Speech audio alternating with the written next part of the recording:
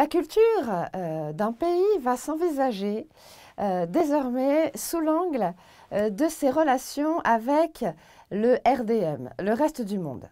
Nous avons trois temps forts ici.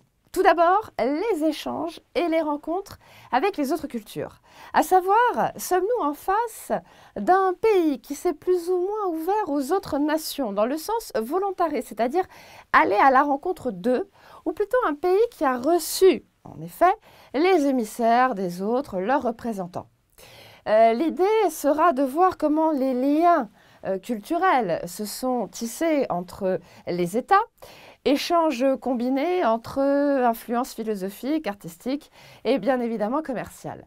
Prenez l'exemple de cette photo. Quel étonnement de voir l'association de la culture alsacienne et de la culture japonaise. Si je vous dis que cette relation est ancienne, datant de la révolution industrielle, la surprise devient une recherche de cause. Le pourquoi ? Les producteurs textiles nippons cherchaient l'excellence de l'impression textile avec motif. La rencontre devient naturelle.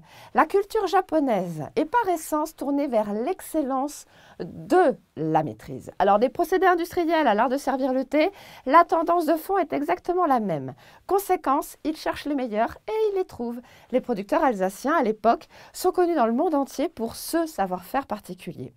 On sait pourtant que le pays du soleil levant est plutôt en retrait dans son intégration de l'influence étrangère. Lui diffuse son savoir-faire, mais ne se laisse pas pour autant découvrir. Je reviendrai plus tard sur cette photo, nous n'en avons pas fini. Ensuite, en fonction du lien économique avec les autres pays, nous allons intégrer la perception de la relation à l'autre comme une opportunité mais une menace également. Les pays du Moyen-Orient ont eu un développement particulier en tant qu'intermédiaires commerciaux, en tant que marchands. C'est pas étonnant quand on connaît les routes commerciales menant l'Europe vers l'Asie par exemple. Si les territoires du Moyen-Orient représentaient bien l'intérêt pour quelques matières premières, on n'était pas à l'heure du plein pétrole.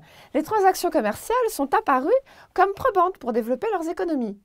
Si vous regardez bien, c'est la même logique en fait qui guide la spécialisation sectorielle de la Suisse. Mis à part les Alpes, le chocolat et les montres, de quoi donc avaient besoin les pays limitrophes aux souverains peu regardants en matière budgétaire? D'intermédiaires, certes, mais cette fois financiers. Il y aura donc un a priori plus ou moins positif ou retenu quant aux échanges commerciaux avec les autres pays. D'ailleurs, la présence de long terme ou plus récente des États dans le concert des nations le démontre.